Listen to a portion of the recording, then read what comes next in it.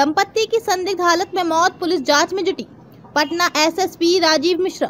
पटना के पाटलिपुत्र थाने से 100 मीटर बदमाशों ने लूटपाट के दौरान बुजुर्ग दंपति की हत्या कर दी। नेहरू नगर रोड नंबर 2 के सुजाता निवास में मंगलवार शाम में ये वारदात हुई है। बदमाशों ने एन के श्रीवास्तव 75 और उनकी पत्नी सुजाता देवी 65 की हत्या कर दी और लूटपाट कर फरार हो गए। एन के श्रीवास्तव मूल रूप से जीवन के नौतन थाना क्षेत्र के पचलकी गांव के रहने वाले थे। वे बिस्कोमान के रिटायर अधिकारी थे। एन के श्रीवास्तव का शव उनके बेडरूम में मिला है। पत्नी का शव किचन में था। शव खून से सने थे। एन के श्रीवास्तव को चाकू से गोदा गया था। सुजाता को सिलौटी के लोड़े से कूचा था। किराएदार अजय का कहना है कि दोनों के बीच अक्सर लड़ाई होती थी। घटना वाले दिन भी दोनों के बीच विवाद हो रहा था। इस वारदात के पीछे स्मैकर्स के हाथ होने की संभावना है। एन के श्रीवास्तव के 3 बेटे हैं। बड़ा हैदराबाद में, मंझला नितिन दुबई और छोटा बेटा राजन दिल्ली में रहता है। सुजाता निवास के ग्राउंड फ्लोर पर किराएदार रहते हैं। फर्स्ट फ्लोर पर दंपति रहते हैं। मंगलवार को दुबई से नितिन ने कई बार मां पिताजी को फोन किया। दोनों में से किसी ने फोन नहीं उठाया। सुजाता निवास के ठीक सामने गणेश जान की अपार्टमेंट है। मंगलवार की देर शाम बेटे ने अपार्टमेंट के गार्ड राम प्यारे यादव को फोन किया और घर जाकर देखने को कहा। गार्ड राम प्यारे यादव ने कहा कि मैं उनके एक किराएदार को लेकर सुजाता निवास के पहले तल्ले पर गया। देखा कि दोनों मृत पड़े थे। एक का शव बेडरूम में और दूसरे का शव किचन में पड़ा था। गार्ड ने पाटलिपुत्र थाने और उनके बेटे को घटना की जानकारी दी। पुलिस अनुमान लगा रही है कि घटना दोपहर के 2-3 बजे की है, क्योंकि कमरे से लेकर किचन तक का पसरा हुआ खून सूख चुका था। इधर घटनास्थल से एफएसएल की टीम ने कई साक्ष्य बरामद किए हैं। सबसे पहले शवों को जान के अपार्टमेंट के गार्ड राम प्यारे यादव ने देखा। प्यारे यादव नागेंद्र के बेटे नितिन के कहने पर सुजाता निवास में गया था। प्यारे ऊपर जाते वक्त नागेंद्र के किराएदार अजय को भी अपने साथ ऊपर ले गया। प्यारे ने बताया ऊपर बेडरूम में नागेंद्र और किचन में उनकी पत्नी का शव पड़ा था। अलमारी का दरवाजा खुला ही हुआ था। दोनों के शरीर से काफी खून बह रहा था। सुजाता निवास के ग्राउंड फ्लोर पर रहने वाले किराएदार अजय ने बताया कि मैं औरंगाबाद का रहने वाला हूं। पिछले 3 सालों से यहीं किराए पर रहकर पढ़ाई कर रहा हूं। बुजुर्ग दंपति हमेशा लड़ाई करते रहते थे। नागेंद्र के पैर में काफी तकलीफ थी। वे बिना वॉकर के चल फिर नहीं पाते थे। उनकी तबीयत भी खराब रहती थी। उनकी पत्नी ही सारा काम करती थी। दोनों में हमेशा लड़ाई होती थी। 7 दिन पहले भी दोनों में जमकर लड़ाई हुई थी। आवाज सुनकर मैं ऊपर गया और दोनों को शांत किया। मंगलवार को दिन के 12 बजे लड़ाई होने की आवाज सुनाई दी थी। 1 बजे के आसपास आवाज आना बंद हो गया। मैं पढ़ाई कर रहा था। हमेशा की लड़ाई जानकर मैं ऊपर नहीं गया। मेरे कमरे का दरवाजा बंद था। इस बीच कौन आया कौन गया मुझे इसका नहीं पता चला।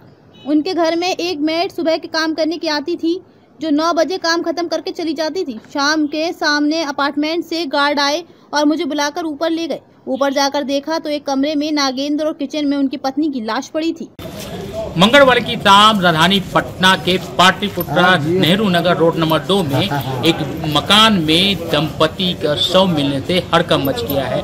जी हाँ, बात करें तो इसी मकान में आप साफ तौर पे देख सकते हैं हमारे एक सुजाता निवास है, जहाँ मकान में 2 दंपति रहते थे। उसके बाद उनकी संदिग्ध हालत में शव मिलने से हड़कंप मच गई है। स्थानीय थाना पाटलिपुत्र सहित पटना के सेंट्रल एसपी शिवटी Sehrawat, DSP law and order 2 Dinesh Kumar Pandey मौके पे पहुंचकर जांच में जुटे हैं। हालांकि बात करें तो जिस घटना की जगह है वहां पे खून से 2 दंपति लटपट थे। हालांकि पुलिस ने साफ तौर पे कहा कि जो किचन की जो सामान है, जो सिलावट होती है, उससे में खून लगी हुई है, तो कह सकते हैं कि उसी से 2 दंपति की हत्या हुई है। लेकिन हत्या हुई है कि आत्महत्या हुई है, ये जांच का विषय है। हालांकि बात करें तो पुलिस और एफएसएल की टीम मौके पर पहुंचकर जांच कर रही है। हालांकि सिटी सहरावत ने साफ तौर पे कहा कि अभी तक किसी बाहरी आदमी का कोई निशान नहीं मिला है। पुलिस सभी बिंदुओं पे जांच कर रही है। हालांकि जो इनके पड़ोसी रहते थे, उन्होंने साफ तौर पे कहा कि इन दोनों में पहले भी पति पत्नी में पुराना विवाद को लेकर लड़ाई झगड़ा होती रहती थी। लेकिन अब जांच का विषय है कि ये हत्या है या आत्महत्या।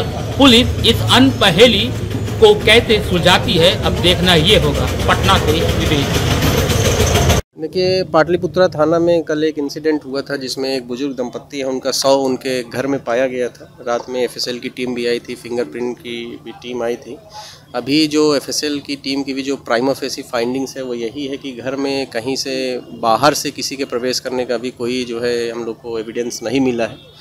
घर में एक अलमारी जो खुली थी उसमें हमको लगता है कि लगभग 10 से 15 लाख रुपए के जो गहने थे वो गहने सुरक्षित पाए गए हैं। बाकी सारी अलमीराज जो हैं वो बंद पाई गई थी, इसलिए उसको अभी खोला नहीं गया है। उनके कुछ रिलेटिव्स आ गए थे, उनके सामने वो जो खुली हुई अलमीरा थी उसको देखा गया था, तो उसमें जो गहने थे वो सुरक्षित पाए गए हैं। तो अभी तक के पूरे मामले में कोई जो है लूटपाट का भी संदेह नहीं आ रहा है।